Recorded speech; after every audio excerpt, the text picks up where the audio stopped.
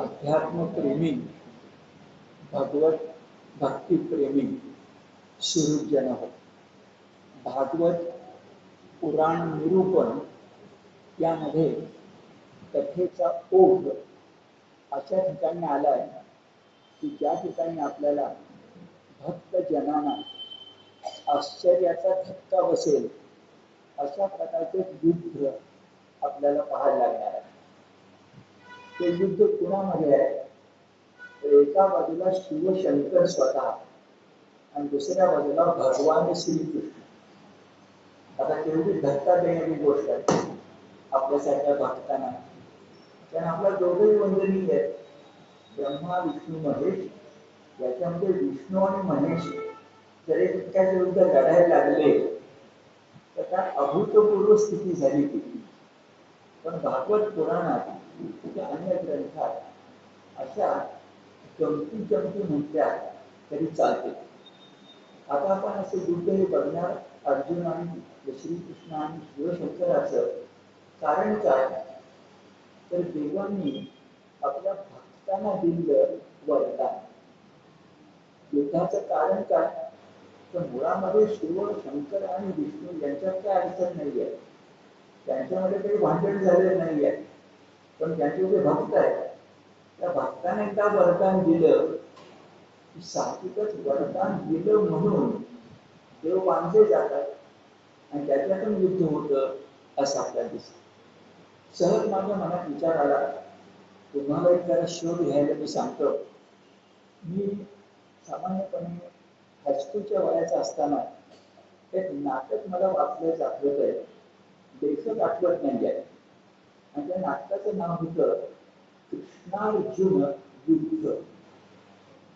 Google वर गेल्यानंतर पटकन मिळेल, त्या सगळ्यात मोठा शिक्षक गुगल आहे, तुम्हाला माहिती आहे. अजून मी गुगलकडे गेलो नाही आहे, तर तुम्हाला सांगतो. मला निश्चित केळकरांचं ते नाटक आहे की काय असंही वाटून जातं, पण खात्री मला काही नाही आहे. पण गंमत बघा, मी तुम्हाला शिवशंकर आणि विष्णूचं युद्ध सांगितलं तर एक वेळ चालेल, कारण तिथं समकक्ष आहे, भांडणं होतील होत. पण एक शिष्य आहे, ते गुरु आहे, त्याच्यासाठी गीता सांगितली आहे आणि त्या नाटकात रंगवलंय श्रीकृष्ण अर्जुन युद्ध. मी स्वतः आपल्या शालेय जीवनात मी ज्या ठिकाणी शिकलो कुरुंदवाड हे संस्थान होतं आणि त्या ठिकाणी 180 वर्षाची 180 लायब्ररी आहे. 100-125 माहिती आहे. 180 वर्षाची लायब्ररी माझ्या गावी. आणि बालपणी तुमच्या लायब्ररीतच मुक्कामाला होतो असं म्हटलं तरी चालेल. आता मुद्दा तुमच्या लक्षात आला. असा विचार मनात येतो की नाटककारांना नाटक लिहिलं झालं, पण कृष्णार्जुन युद्ध नेमकं कुठल्या ग्रंथात आहे का एखाद्या हरिदासाच्या हुशार अशा प्रकारच्या कल्पकतेतून जन्मलेला आहे. आता मी तुमच्यावर सोडतो, जर तुम्हाला माहिती मिळाली तर मला सांगा. आता कोण पुन्हा मूळ मुद्द्यावर येऊया. कृष्ण आणि शंकर यांच्यात युद्ध का हवं? तर पुन्हा भक्ताचाच प्रकार. हा जो कृष्ण आणि अर्जुन आपल्या कृष्ण आणि शंकर यांच्या युद्धाला कारणीभूत होणार आहे तो उषा नावाची जी राजकन्या आहे, अनिरुद्धाची जी पत्नीचा प्रेयसी आहे, तिचे वडील जे बाणासूर आहेत त्यांच्यामुळे युद्ध होणार. पण बाणासूर कोण म्हटलं तर फार तुम्ही किंमत देणार नाही. पण बाणासूर बलिराजाचा सगळ्यात मोठा मुलगा होता हे सांगितलं तर त्याची किंमत वाढली. पण बलिराजा किती मोठा आहे? वामनावतारामध्ये विष्णूनच त्या बलिराजाला पाताळ लोकांमध्ये ढकललं, इंद्राला सुरक्षित केलं. पण इंद्राला सुरक्षित करण्याच्या मोबदल्यात आपल्या भगवान विष्णूला बलिराजाच्या दरवाजाच्या बाहेर पहारे करून उभं लागलं. आणि बलिराजा संतुष्ट म्हणाला, तपश्चर्या केल्यानंतर देव भेटतो, मी केवढा भाग्यवान, रोज सकाळी उठलो की मला देव भेटतो आणि पहारे कधीसाठी. अशा बलिराजाचा मुलगा बाणासुर. काय त्याची योग्यता वाढली बघा. अशा बाणासुराची मुलगी उषा. आता त्या बाणासुराच्या हकीकत सुद्धा जसं आता मी तुम्हाला बोललो आणि कुणालाही वाटतं दोन देवांच्या युद्ध कसं परीक्षिती राजाला तर सप्ताहात सुद्धा मृत्यू डोक्यावर आहे. सप्ताहात सुद्धा भागवताच्या कथा ऐकताना केवढा आश्चर्याचा धक्का बसलाय बघा. तो विचारतोय, परीक्षित राजा शुकाचार्यांना म्हणतोय, योग वेत्या, योग मार्ग जे आमच्यापाशी येते, वेराग संन्यासी, योग वेत्या शुकाचार्या बाणासुराची कन्या जी उषा, तिच्याशी यदुकुलोत्पन्न, यदुकुल म्हणायचं कारण कृष्ण, यदुकुलोत्पन्न अनिरुद्धाने विवाह केला. अनिरुद्ध हा श्रीकृष्णाचा पंतू आहे. श्रीकृष्णाचा मुलगा मदन व प्रद्युम्न, पंतू नाही, नातू आहे. मी मदन आणि प्रद्युम्न वेगळे समजले, असं नाहीये, माझं बोललं तर प्रद्युम्न आणि मदन मुलगा रुक्मिणी कृष्णाचा, आणि त्यांचा प्रद्युम्नाचा मुलगा अनिरुद्ध, म्हणजे नातू झाला, पंतू नाही, नातू. पण शुकाचार्यांना परिस्थिती विचारतोय, यदुकुलोत्पन्न अनिरुद्ध यानं बाणासुराची जी कन्या उषा तिच्याशी विवाह केला, आणि काय हरकत नाही. पण त्या प्रसंगाच्या निमित्ताने, हे महत्वाचं आहे, त्या प्रसंगाच्या निमित्ताने श्रीकृष्ण आणि शंकर यांचं निकराचं युद्ध झालं असं आम्ही ऐकलं आहे. परिस्थिती म्हणतो, म्हणजे बातमी सगळी पसरली, आम्ही ऐकलं आहे, हे कसं काय, असा प्रश्न शुकाचार्यांना राजा परिस्थिती विचारतात. खर तर व्यास मुनी तुमच्या माझ्यासाठीची गोष्ट सांगतो. परिस्थितीने विचारला असेल, नाही तर नसेल, काय माहिती नाही आपल्याला. पण मी आता म्हटल्याप्रमाणे रुक्मिणीच्या कथेमध्ये रस ठीक आहे, पण नातवाच्या कथेमध्ये सुद्धा रस त्या परिस्थितीला असलाच पाहिजे असं काही नाही. पण जेव्हा भागवताची रचना होते तेव्हा त्याच्यामध्ये नवरस यायला लागतात. भक्तिरस असणार, ब्रह्मरस असणार, पण शृंगारस पण द्यावा लागतो. आवश्यक आहे एखाद्या ग्रंथाच्या निर्मितीच्या दृष्टिकोनातून कलाकाराला, साहित्यकाराला, लेखकाला त्याचं भान ठेवावं लागतं. आणि म्हणून रुक्मिणी स्वयंवरावर किती लिहिलं गेले मराठीत सुद्धा, मागं तुम्हाला मी सांगितलं. तसंच बघा, अनिरुद्ध आणि उषा हे एक अमर प्रेमकथा म्हणावी अशा प्रकारचे आपल्या मनात आहे. का बरं अमर प्रेमकथा? तर रुक्मिणीनं आणि कृष्णाने एकमेकाच्या गुणाची कीर्ती ऐकलेली तरी होती. त्यांच्या मनामध्ये प्रेम उत्पन्न व्हायला काहीतरी एक अशी देवाणघेवाण झालेली तरी होती. पण अनिरुद्ध आणि उषा यांचं प्रेम इतकं विलक्षण आहे की दोघांनी एकमेकाला स्वप्नात पाहिलं, आणि स्वप्नात पाहिल्यानंतर ते अनुरक्त झाले, आणि नंतर त्यांचा विवाह. जे प्रेम कथेला एक वेगळा आयाम आहे, वेगळा पैलू आहे असं आपल्या लक्षामध्ये येईल. पण अनेक पैलू आहेत.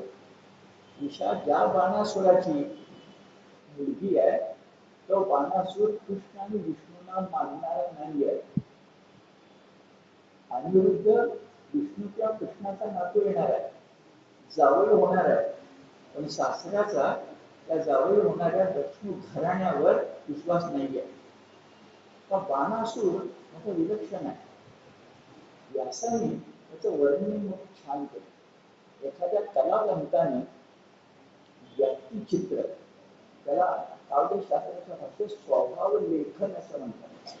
आपल्या मराठीमध्ये मोठे अभ्यास आहे. डॉक्टर पु. सहस्रबुद्धे यांचा प्रबंध PhDचा याच विषयावर स्वभाव लेखन. कुठल्याही पुस्तकामध्ये जी व्यक्तिचित्र असतात त्या व्यक्तिचित्रांचं लेखन, चित्रण हे फार चांगलं व्हावं लागतं. बाणासुराचं कसं झालंय ऐका. पहिली गोष्ट, बाणासूर हा बलिराजाचा मोठा मुलगा, त्याचा अर्थ युवराज, मोठा मुलगा. दुसरं असं, सर्वांना मान देणारा, उदार स्वभावाचा, बुद्धिमान, सत्यवक्ता, अंगीकारलेलं काम पूर्ण करणारा. आणि त्यानं शंकराला असं प्रसन्न करून घेतलं होतं. कसं केलं ते सांगतो. शंकराला असं प्रसन्न करून घेतलं होतं बाणासुरानं, इतके चांगले गुण आणणारा भक्त की त्यांनी शंकराला अट घातली होती की तू आणि तुझं सैन्य माझ्या राजधानीचं सतत रक्षण केलं पाहिजेस. राजधानीचं नाव शोणितपूर. हे बहुतेक वडिलांच्याकडनं आलंय. आणि बलिराजाने काय सांगितलं नाही, पण मिळालं की देवच म्हणून पहारेकरी झाला. आणि त्याचा मोठा मुलगा काय म्हणतो, विष्णुरायला बाजूला वामन. आता शंकर, तू तुझ्या सैन्यासकट म्हणजे कार्तिकेय सकट, गणपती कार्तिकेय, त्या कार्तिकेय सकट माझ्या नगरीचं रक्षण केलं पाहिजे.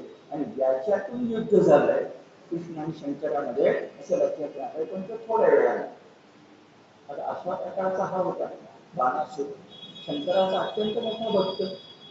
तसा विचार केला तर रावण सुद्धा शंकराचा मोठा भक्त असतो. रावणाने जे काही शिव महिम्न स्तोत्र रचलेलं आहे, असं म्हणतात की शिवाची स्तुती करणारी जेवढी स्तोत्र आहेत त्यात सगळ्यात चांगलं जर स्तोत्र कुणाचं असेल तर रावणाचं. एकीकडे रावण काय आहे तुम्हाला माहिती आहे, पण भक्तीच्या बाबतीत तो शिवभक्त आहे ते शंकराने तसंच बाणासुराचं केलं. दैवयोगानं या बाणासुराला 1000 हात मिळालेले. आपल्याला 1000 हाताचं एकच माहिती आहे, सहस्रार्जुन आणि परशुराम. भागवतात दुसरा एक घडतोय आपल्याला, त्याचं नाव बाणासूर. 1000 हात. आणि त्याचा उपयोग त्याने एवढा हुशारीने केला. आपले जे शिवशंकर आहेत हे पुन्हा वेगळंच व्यक्तिमत्व आहे. शिवशंकरांना एवढा पराक्रमी कोणी नाही, शिवशंकराला योगी कोणी नाही, शिवशंकराला त्यागी कोणी नाही. आणि असा असणारा शिवशंकर हा कलेचा नटराज आहे, हे तुम्हाला माहिती आहे. असा स्मशानामध्ये राहणारा आपला देव गणित कलांच्या मध्ये सुद्धा रस घेणार आहे. हे अर्धनारी नटेश्वर असो, नटराज असो, त्याच्यातून आपण बघितलं. आणि त्या लक्षात घेण्यासारखं आहे की शिवशंकर जेव्हा त्यांच्या मनामध्ये येईल तेव्हा तांडव नृत्य करायचे. आपली सगळ्यांची समजूत अशी आहे की तांडव नृत्य एकदाच होतं जेव्हा प्रलय व्हायचा त्यावेळेला. असं नाही आहे. तांडव नृत्य हा नृत्याचा एक प्रकार आहे. हा आता प्रलयाच्या वेळेला काय होतं माहिती नाही, पण नेहमी सुद्धा तांडव नृत्य होऊ शकतो. आता तांडव नृत्य म्हणजे शिवशंकर जेव्हा नृत्य करणार, या साथ देणारी जी माणसं असतील ती अनेकदा तांडव नृत्य संपायच्या आधीच साथ संगत बंद करते. पण तेवढी ताकद त्यांच्या हातात नव्हती जेवढी शंकराच्या पायात होती.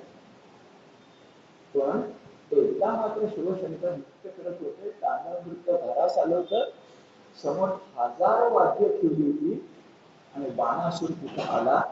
पण सगळ्या वादकांना बाजूला केलं आणि आपल्या 1000 हाताने 1000 वाद्य वाजवून शंकरांना त्यांनी पुढे म्हणेपर्यंत तांडव नृत्यामध्ये खंडित न करता साथ दिली. आणि एवढ्या तपश्चर्येनं आमचा भोळा शंकर खुश झाला. आपल्या शंकराचे मोठं वैशिष्ट्यच आहे की तपश्चर्या असुर करतो का सूर्य करतोय याचा विचार तो करत नाही. तपश्चर्या करतोय ना, संपला विषय. तर मग खुश झालेल्या बाणासुराला भगवंतांनी म्हटलं की एवढं छान काम तू केलंस, अरे त्याला समाधी नृत्यामध्ये माझी लागली असताना खंड पडला नाही, मी थांबेपर्यंत तुझे हात थांबले नाही, चला काय ते वरदान माग. आणि वरदान मागितलं. मग सांगितलेलं की माझ्या शोणितपुराचं रक्षण, माझ्या राजधानीचं रक्षण तुम्ही सैन्यासकट केलं पाहिजे. ठीक आहे, बाणासुराच्या जीवनात एक मोठा टप्पा झाला. पण काय असतं, आपण खूपदा असं म्हणतो ना सुभाषितामध्ये की माध्यान्हाच्या ठिकाणी सूर्य आला, माध्यान्हाच्या ठिकाणी की सूर्यनारायण सुद्धा तापदायक आहे. जसं बाणासुरा सरकारने आता वर्णन केल्याप्रमाणे फार चांगला भक्त, पण कधी त्याला अहंकारानं स्पर्श केला हे त्यालाच कळत. असं खूपदा घडतं मानवी जीवनामध्ये. तर अनेकदा घडतं की मोठा माणूस, मला संस्कृत वचनच आपलं मराठी वचनच माहिती आहे, अति चिंपडी थोडही बिघडतो हा बोध आहे खरा. तसं बाणासुराचं झालं. वळण मोठं छान केलं. त्याच्या डोक्यावर सुवर्ण मुकुट होता. शंकराला भेटायला गेला आणि आपला सुवर्ण मुकुट शंकराच्या चरण कमलावर नतमस्तक करून त्याने देवाकडे मागणी मागितली. मागणी तेवढ्या अहंकाराची आहे बघा. तो शंकराने म्हणाला, माग माझ्या 1000 हातांचा उपयोग झाला तुम्हाला तांडव नृत्यामध्ये साथ द्यायला. अलीकडे काय झालंय, या 1000 हातांचं मला ओझं व्हायला लागलंय. अरे 1000 हात तोडणारा कोणीतरी योद्धा मला भेटला पाहिजे. म्हणजे काय केलं बरं, तर 10 दिशा धारण करणारे जे दिग्गज दिग्पाल असे असतात त्यांनाच आव्हान दिलं, एकदम 10 दिशांना. माझ्यावर 10,000 किंवा 1000. आणि दिग्पालांना म्हटलं या माझ्याशी लढाईला, तर ते पळूनच गेले. वाटेमध्ये पर्वत आले, त्यांना मी चूर्ण करून टाकले.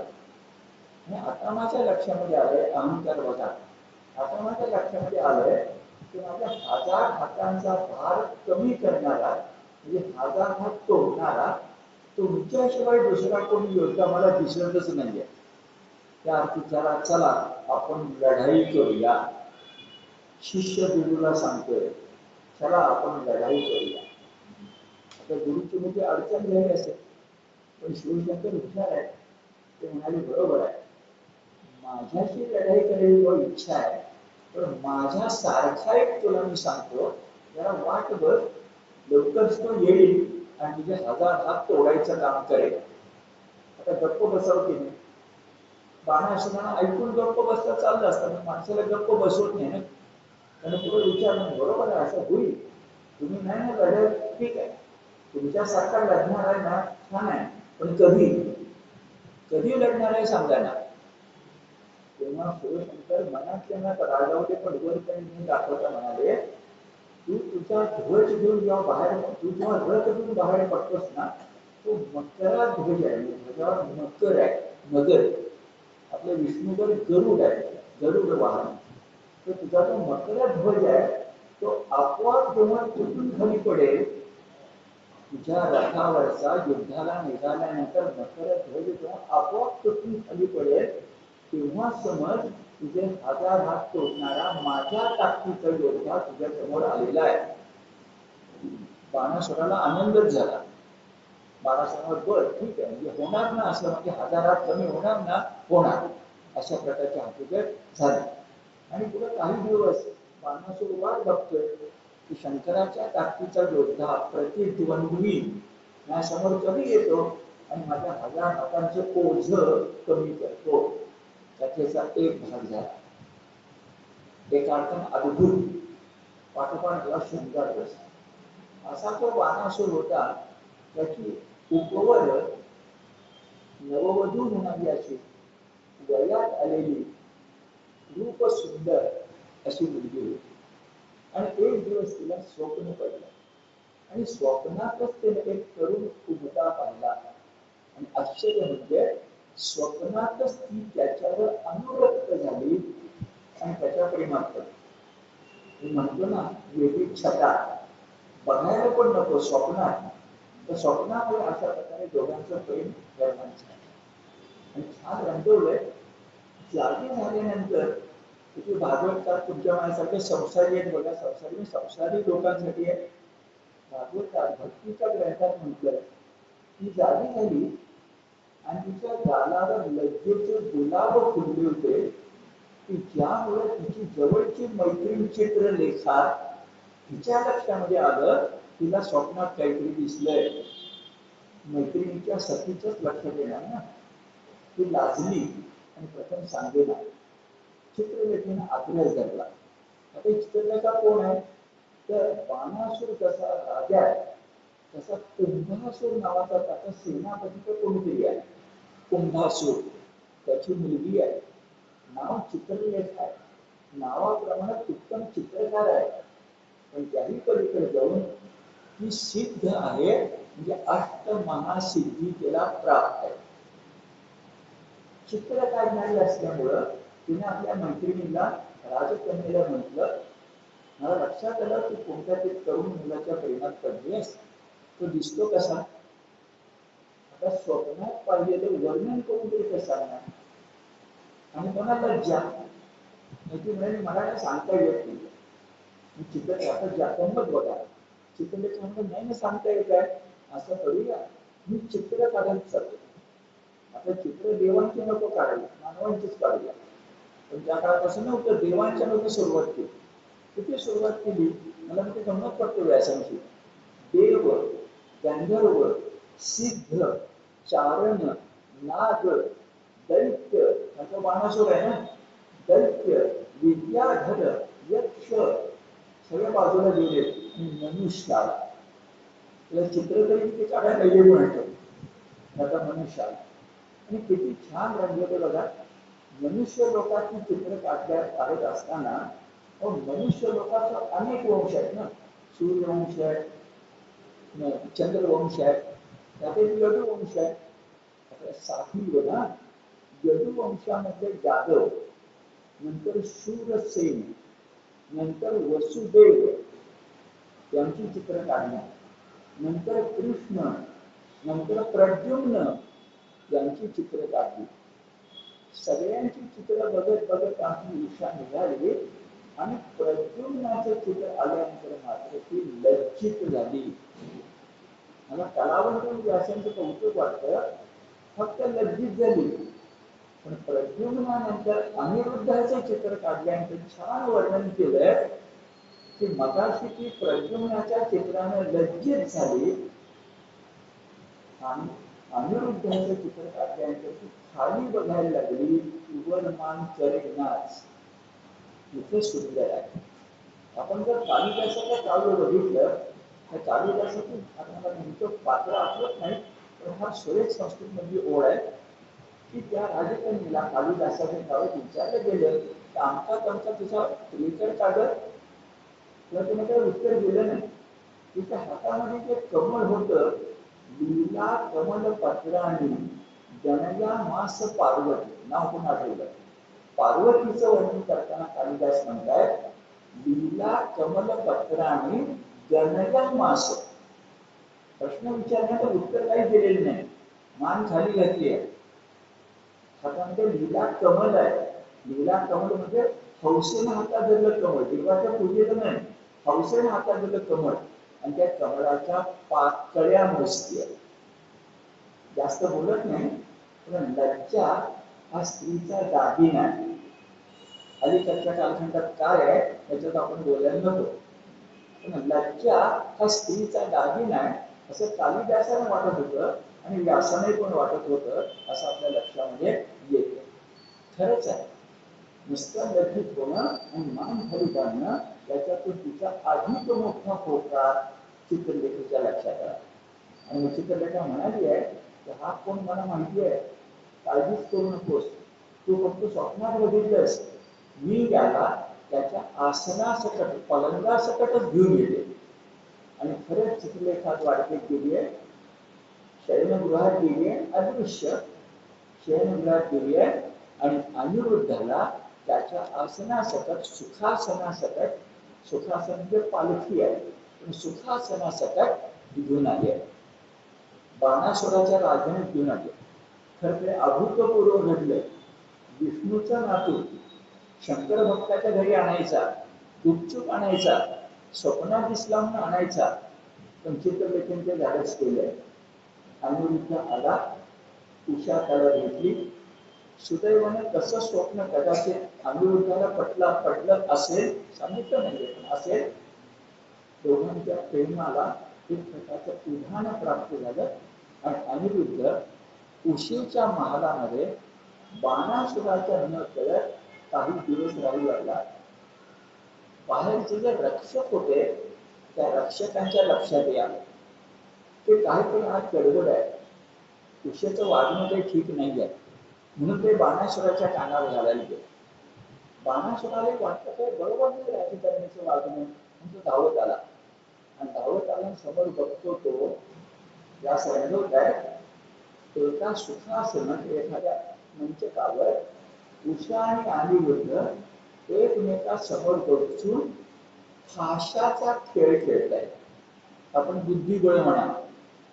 काय असतं, प्रियकर प्रेयसी या म्हणजे जगाची चिंता असायचं काही कारणच नाही. कारण बाणासूर येईल का नाही येईल याची चिंता दोघांना नाही आहे. पण बाणासूर धावत आला आणि व्यास म्हणतायत बाणासुराला आकाश कोसळते की काय सगळं धर्मी डुबून येत असं वाटलं. आणि संतापून त्याने सगळ्या रक्षकांना सांगितलं याचा हल्ला करा. वर्णन छान केलंय. हल्ला केल्यानंतर अनिरुद्ध काय तिथं शस्त्रधारी नव्हता, पण हे हल्ला करता ते त्याला कळलं. त्याने उशिरा पाठीमाग केला असेल. तो पुरुष सिंह आहे, तो पुढे आला असेल आणि भिंतीवरचा कुठेतरी तिथे वर्णन शब्द आहे पोलादाचा परीघ होता. पोलादाचा परीघ होता म्हणजे गदा युद्धाची गदा म्हणा पाहिजे, पण त्याला अगदी टोका असतात तो परीघ. जे फिरवून मारला तो जखमा होता, तो त्याने हातात घेतला. आणि बाणासुराला प्रथम लक्षात आलं त्या फक्त गोरा गोरा देखण्या राजपुत्र नाहीये, त्याला कोण अजून कळले नाहीये, नंतर कळणार आहे. राजपुत्र पराक्रमी कोण आहे. त्यानं बाणासुराच्या डोक्यात सगळ्या रक्षकांना नष्ट करून टाकलं. बाणासुर तिथं आला होता, तो शस्त्र घेऊन आला नव्हता, मुलीला भेटायला आला होता ना. तेव्हा त्याने हे सगळे शस्त्र संपली म्हणताना स्मरण केलं. तोही मोठा शंकराचा भक्त आहे आणि त्यानं नागपाशाचा मंत्र म्हटला. आता शंकराचा भक्त म्हटला की नागमान्यच, नागपाशाचा मंत्र म्हटला आणि लढाई न करता अनिरुद्धाला नागपाशांनी बद्ध केलं. आता अनिरुद्धाला काही विरोध करता येईल ना. बाणासुराला बरं वाटलं की कोणी माझ्या मुलीच्या अंतःपुरामध्ये घुसला होता, त्याला फार मोठी शिक्षा केली. अजून त्याला माहिती नाही आहे की हा कोण आहे. संतापलेला बाणासूर उशियाला काही बोलला न बोलला माहिती नाहीये, पण त्याला बंदी बनवून नागपाशात तुरुंगात रवानगी करून तो निघून गेला. तिकडे द्वारकेमध्ये हल्लोळ माजला. कारण अनिरुद्ध दुसऱ्या दिवशी लक्षात आला असेल ना, मंचका सकट द्वारकेच्या शयनागारामध्ये नाहीये. तर नातू माहिती आहे की नातू म्हणतं की आजी आजोबा धान्य मंदिरांना तेवढं प्रेम असतं, फारच खाला कल्लोळ झाला. तर कळे ना पण असं अचानक गेला कुठं, आकाशात गेला, धर्मी नाट्याकडे गेला, गेला कुठं. तर द्वारकेमध्ये कडेकोट बंदोबस्त आहे, नगर रक्षक आहे, समुद्र आहे आणि अनिरुद्धासारखा नातूच गायब होतो. सगळे चकित झाले. तर नेहमीच्या पद्धतीनं बातमी द्यायला एक वार्ताहर त्या ठिकाणी आला, त्याचं नाव नारद मुनी. आणि त्या नारद मुनीने व्यवस्थित माहिती सांगितली. नारद मुनीचं मोठं वैशिष्ट्य आहे, त्याची बातमी रंगून सांगतात. आणि वार्ताहर असाच असायला पाहिजे, तर त्याचा पेपर छपेल ना. तर तो रंगवून सांगायचं काम त्यांनी केलं आणि व्यवस्थित समजावून सांगितलं की अनिरुद्ध आता कुठे आहे. नुसतं एवढं सांगून थांबले नाही, त्या अनिरुद्धाला बाणासुरानं नागपाशामध्ये बद्ध करून तुरुंगात टाकलंय.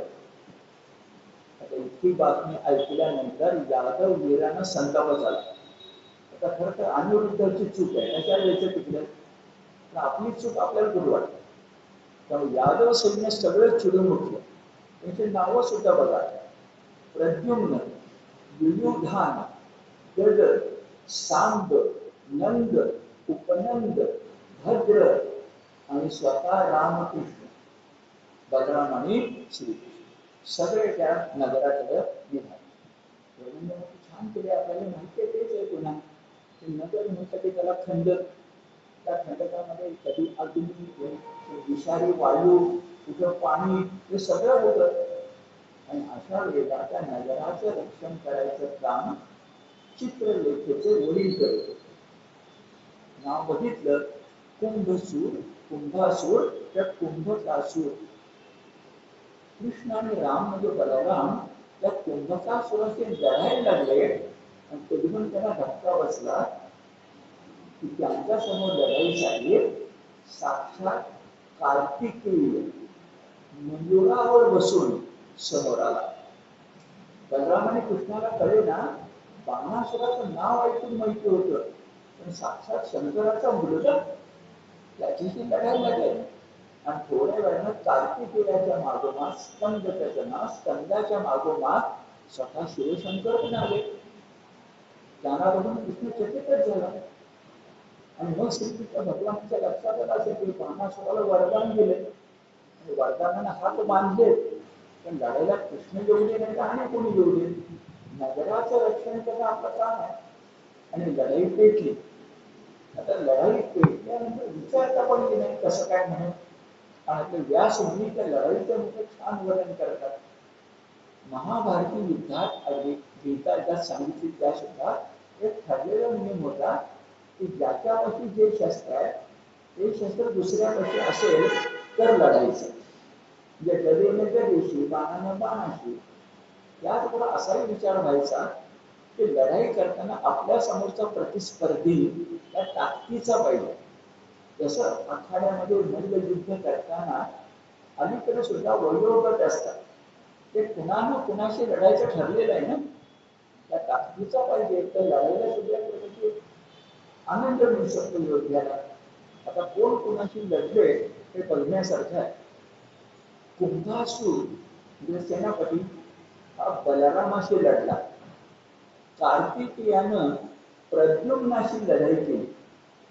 सांब बाणासुराच्या पुत्राशी लढला. बाणासूर कृष्णाशी लढायला आला नाही, तो सात्यकीशी लढायला. आता सात्यकी हा सगळ्यात मोठा यादव वीर आहे. तर बाणासूर विरुद्ध सात्यकी, बाणासूर पुत्र विरुद्ध सांब, नंतर कुंभासूर आणि बलराम, आणि प्रद्युम्न हा कार्तिकेय म्हणजे शंकराच्या मुलाशी. अशी लढाई खूप मोठी झाली.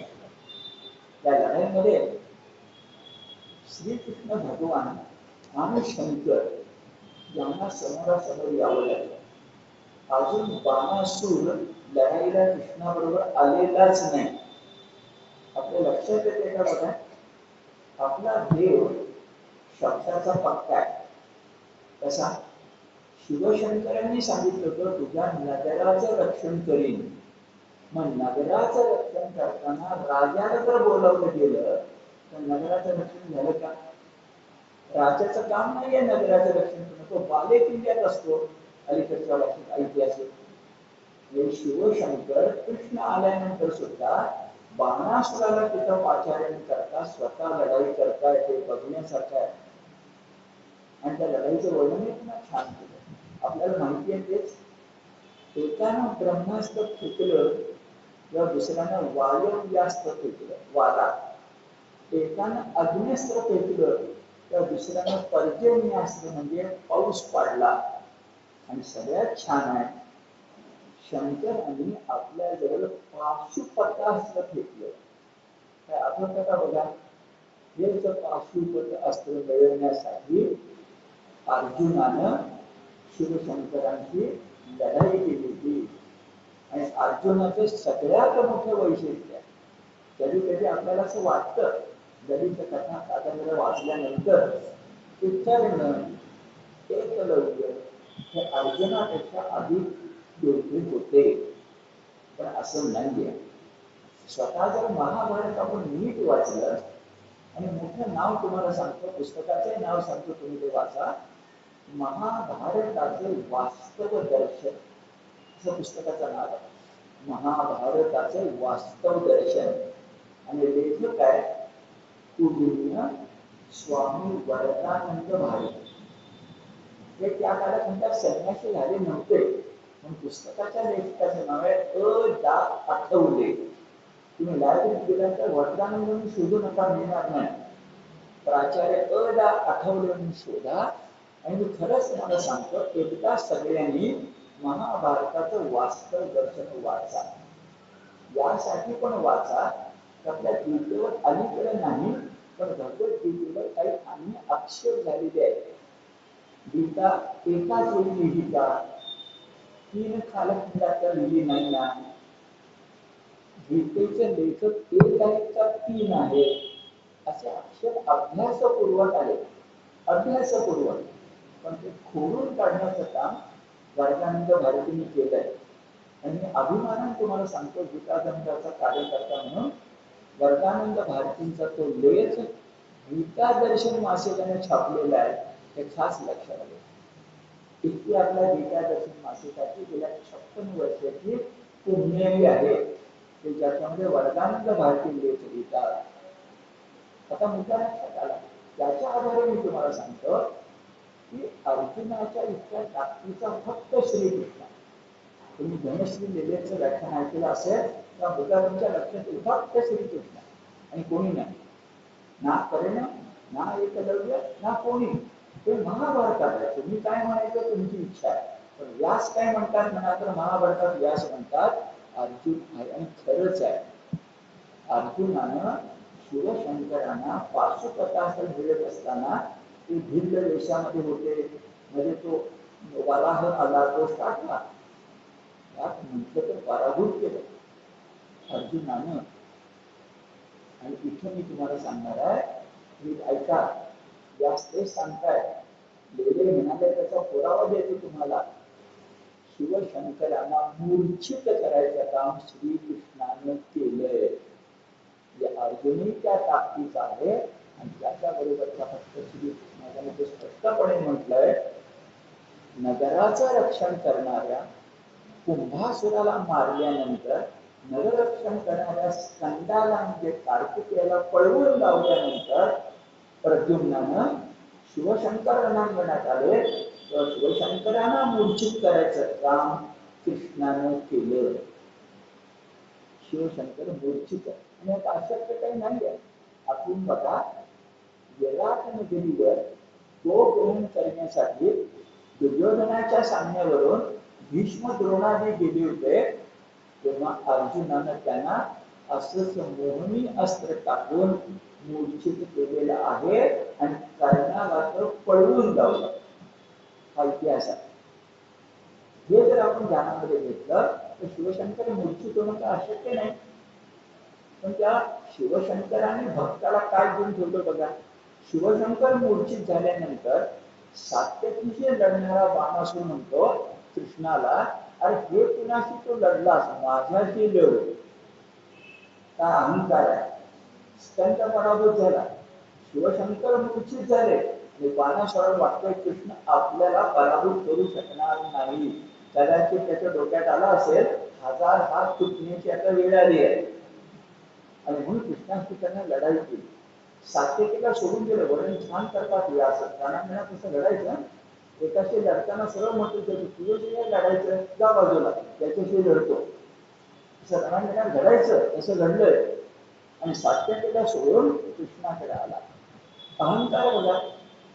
कृष्णाशी तो बाणासूर असल्यामुळे बाणानं लढणार आहे. सुदर्शन चक्र कृष्णाला चालवता येत नाहीये. म्हणजे आता कृष्ण बहुतेक धनुर्धर असणार आणि धनुर्धर कृष्ण द्विभुज जर असेल, चतुर्भुज जरी असेल, अष्टभुज तर कृष्ण आपण ऐकला नाही, ते देवीचं काम आहे. तर चतुर्भुज द्विभुज असेल तर त्याचा अपमान करण्यासाठी या बाणासुरानं आपल्या 1000 हातामध्ये 500 धनुष्य दिले. तू द्विभुज, चतुर्भुज, मी 500 म्हणजे 1000 हात, 500 धनुष्य, त्याला बाण चढवले आणि एका वेळी सोडले. बहुतेक बाणासुराला वाटलं असेल काय ताकद आहे कृष्णाची, काय त्याचं सुदर्शन चक्र तर काही दिसत नाहीये, काय तो आपल्याशी धनुर्विद्येमध्ये लढणार आहे म्हणून. पण कृष्णाने शांतपणे शंख फुंकला, आपला धनुष्य सज्ज केला आणि एका धनुष्यानं त्याचे 500 धनुष्य धारण करणारे 1000 हात, व्यास सुरेख शब्द वापरतात, झाडाच्या फांद्या तोडाव्या अशा प्रकारे तोडल्या. बहुतेक महादेवाने जिचा वर पुरा झाला, त्याचा अहंकार संपला. शंकरांच्या ताकदीचा नव्हे अधिक शेरा 1.25 असा कृष्ण भेटला आणि बाणासुराला लक्षात आलं की सगळं आपले बाहू तुटले. व्यास तुम्हाला माझ्यासारखे भक्त जे परीक्षित होताच, पण तुमच्या माझ्यासारखे भक्त भागवत निरूपण करणार आणि ऐकणार आहे असं माहिती असावं. पण आपल्याकडे काय आहे बरं, आपल्याकडे गंमत म्हणून बोलतो, लढाई शेवटा नेली ना तर ती रक्त रंजित न करता आनंदात पर्यावस्था कशी होईल याची बहुतेक आपल्याला काळजीच असते. आपलं भारतीय मनच तसं आहे. आणि म्हणून मूर्छित झालेले शंकर जागे झाले आणि जागे होऊन आपल्या भक्ताबद्दल काळजीपोटी कृष्णाला म्हणतायत या बाणासुराचे हजारात तोडलेच ना चांगली शिक्षा मिळाली, पण बाणासुराला मारू तेवढा नको. आता कशा का बरं मारायचं नाही, एवढा जर त्यानं पराक्रम केलाय तर प्राणांना मृत्यू करू स्वर्गातच जाईल ना, काय अडचण नाही. सूर्य लोकात जाईल. युद्धामध्ये सन्मुख लढलं, पाठ दाखवली नाही ती सूर्य लोक. आणि आपल्या अध्यात्माचा ते सूर्य लोक म्हणजे मोक्षाची पहिली पायरी आहे. योगी जसा मोक्ष मिळवणार आहे की नाही योगी, तसा योद्धा पण मोक्ष मिळवू शकतो.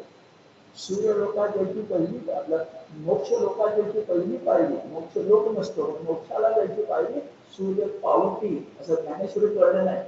पावती म्हणजे पायरी, ती मिळेल. पण नाही, देवाला भक्ताची काळजी घाल, कारण बाणासुराला मारू नकोस.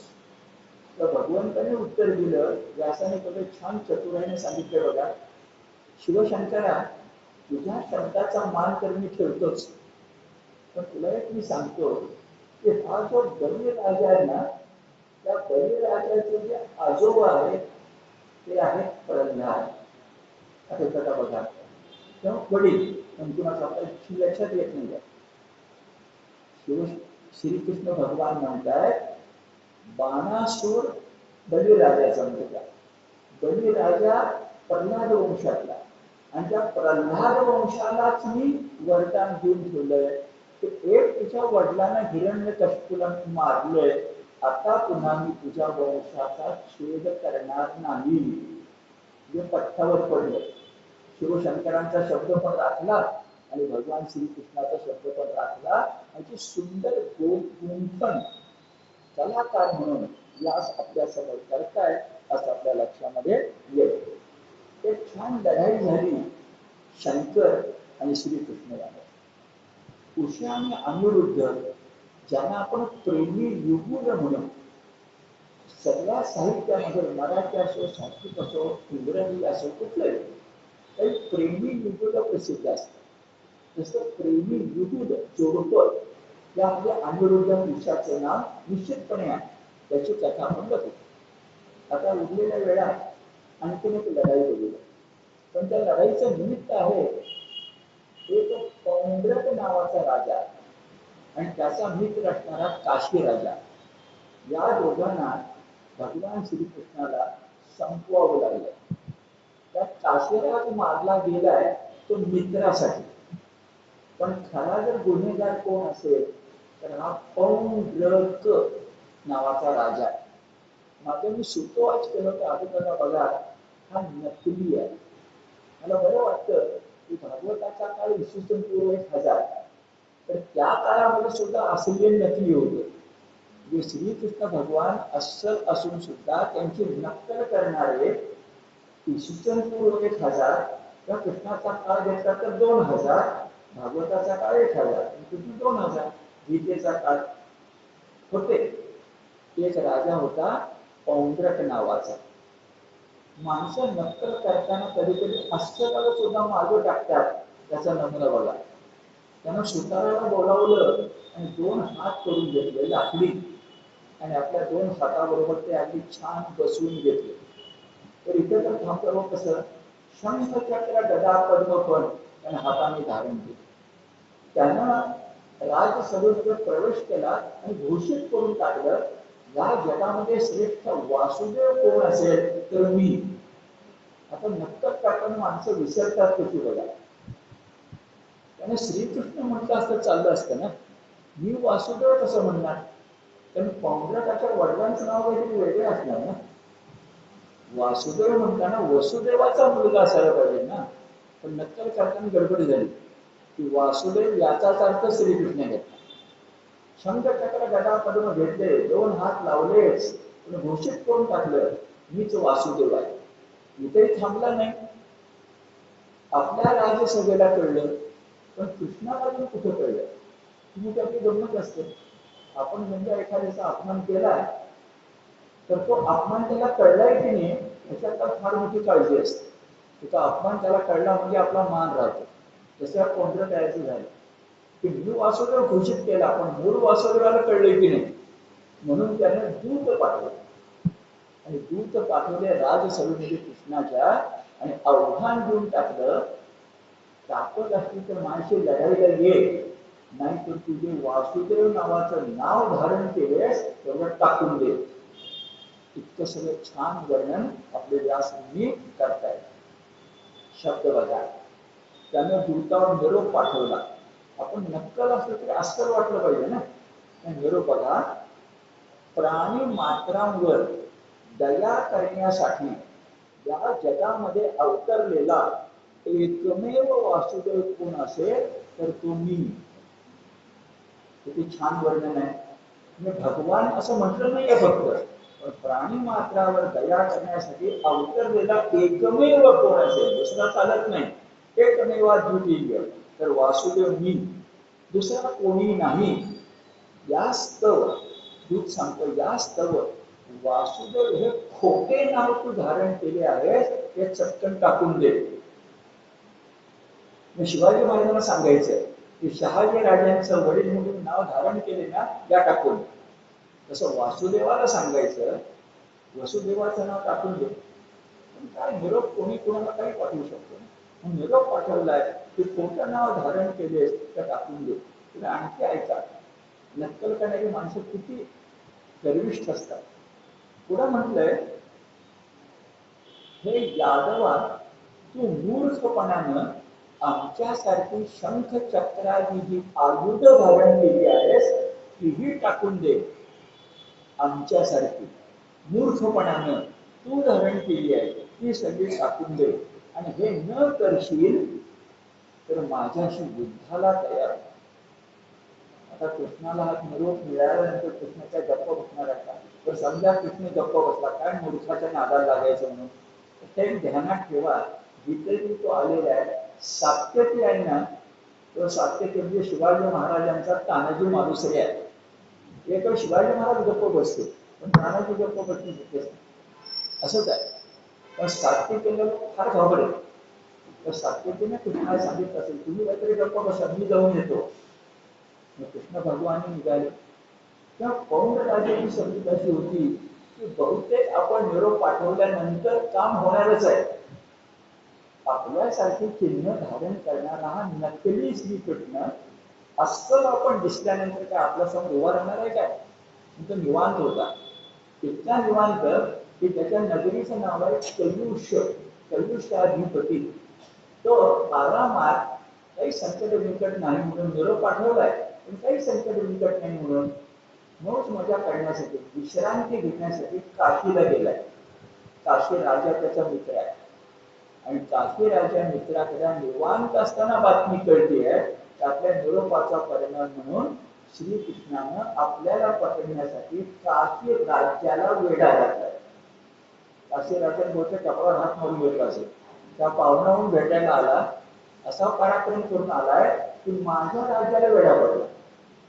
पण छोटे मित्र आहे. काशीराज अध्याय दिसतं, काशीराज आणि आपले पौंड्रक हे दोघं एकत्र आले. लढाई सुरू झाली. श्रीकृष्ण भगवंताच्या समोर. वर्णन पुन्हा तेच आहे, गदा युद्ध झालं, खडग युद्ध झालं. जणू प्रलयाग्नी पेटल्या असं वाटायला लागलं. युद्ध काही थांबेना. तेव्हा श्रीकृष्णानं सुदर्शन चक्र हातामध्ये घेतलं आणि पौंड्रकाला सांगितलं, अरे वेड्यासारखे लाकडी हात लावले म्हणून वसुदेव वासुदेव होता येतं का? प्रथम माझ्या सुदर्शन चक्रानं तुझे दोन हात छाटतो. दोन म्हणजे लाकडी, आणि दोन लाकडी हात टाकून गेले, छापून टाकले. पौंड्राचं मस्तक उडवलं, काशी राजाचं पण मस्तक उडवलं. आणि यास नेहमीचीच आवडती प्रतिमा सांगतात, इंद्राचं वज्र पर्वतावर कोसळल्यानंतर पर्वताचं शिखर कसं खाली कोसळेल, इंद्राचं वज्र पर्वताच्या शिखरावर कोसळल्यानंतर ते जसं खाली कोसळेल तशी दोन पर्वत शिखर खाली कोसळली, एक पौंड्रक आणि दुसरा काशीराजा. अशा प्रकारे त्यांचा नाश झाला असं आपल्या लक्षामध्ये येते. याच्यानंतर सुतवाच करून ठेवतो, श्रीकृष्ण भगवंत यांची आपल्याला दिनचर्या बघायची. मला व्यास मुनींचं मोठं वैशिष्ट्य वाटतं की भागवत पुराण वाचत असताना पहिल्यांदा मला आनंदाने धक्का बसला की श्रीकृष्ण भगवंताची दिनचर्या सांगितली. आम्ही श्रीकृष्णाची पूजा करतो, विष्णू अवतार येतो, पण एकदा मानवी अवतार घेतल्यानंतर काय काय केलं पाहिजे ते तुम्हाला मला आदर्श पाठ आहे. आता सांगत मी जरा उत्सुकता वाढवतो तुमची. तर येणाऱ्या शनिवारी श्रीकृष्णाची दिनचर्या आपल्याला बघायची. त्याच्यानंतर श्रीकृष्णासमोर दोन आमंत्रण येणार. एक आमंत्रण आहे, जसं माझा नरकासूर होता तसं जरासंध एक आहे. त्या जरासंधानं गिरिव्रज नावाच्या किल्ल्यात, गिरिव्रज नावाच्या किल्ल्यात त्या राजाने कोंडून ठेवलंय अशी बातमी येणार आहे. आणि नारद मुनींच्या मार्फत युधिष्ठिराकडून धर्मराज राजसूय यज्ञ करतायत, नातेवाईकच आहेत धर्मराज, त्याचं निमंत्रण येणार आहे. आता दोन निमंत्रण आली एका वेळेला. दोन आलं, त्याच्यातून कसं बाहेर पडायचं, कृष्णाने काय केलं आपण बघूया. आणि त्याचबरोबर दिनचर्या श्रीकृष्ण भगवंताची आपल्याला मार्गदर्शक ठरू शकेल अशी स्थिती. आणि ते झाल्यानंतर भागवत पुराण दशम स्कंधाची माझ्या हातात असणारं तिसरं पुस्तक संपेल आणि चौथं पुस्तक समोर येईल. तेवढं प्रचंड काम आहे बघा. आणि ते चौथं पुस्तक संपल्यानंतर संपेल लवकरच. ते संपल्यानंतर आपल्याला एकादशी स्कंध बघायचा आहे आणि आपली मुदत येणारा चातुर्मास आहे. तर तुमचंही सहकार्य राहू दे. आपण भागवत पुराण निरूपण असंच जशा पद्धतीने आपण बोलतोय, कसं बोलतोय बरं, आपण भक्तिगुण समजून घेतोय, आपण त्याचं काव्य पण समजून घेतोय, आपण त्याच्यातून काहीतरी संदेश पण मिळवतोय आणि वर्तमान काळाचा संदर्भ पण आपण लक्षामध्ये घेतो. असं सगळ्या प्रकारे आपलं भागवत निरूपण चाललंय. आणि मुख्य गोष्ट भगवद्गीता आपण सोडत नाहीये, मी तो नंतरही दाखवणार आहे. यदा यदा धर्मस्य ग्लानिर्भवति भारत, हे कधी चुकूनही आपल्या हातून राहत नाही.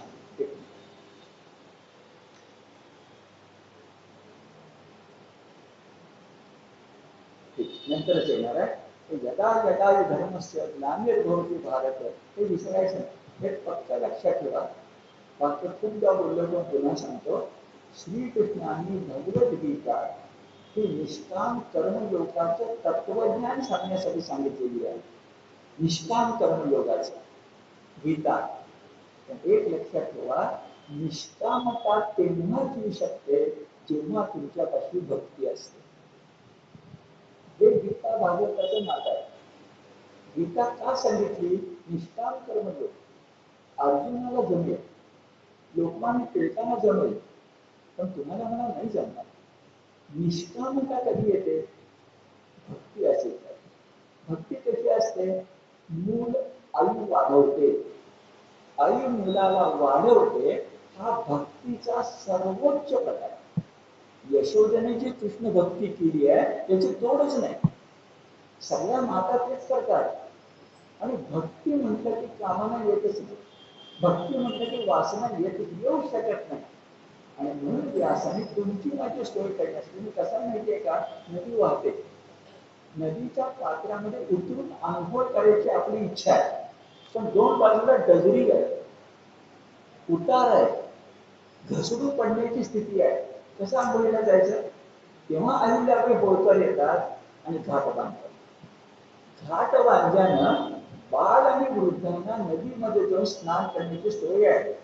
भागवत म्हणजे भगवद्गीतेला बांधलेला सुंदर घाट आहे. असं लक्षात ठेवा की गेली 2 वर्ष आपण जे करतोय ते गीता आधारित भागवत. आता भागवत काय आपण सगळेच सांगतो ना, गीता आधारित भागवताचं तत्व मी तुम्हाला सांगितलं. कर्मयोग गीता, भक्ती योग भागवत, नातं काय निष्काम.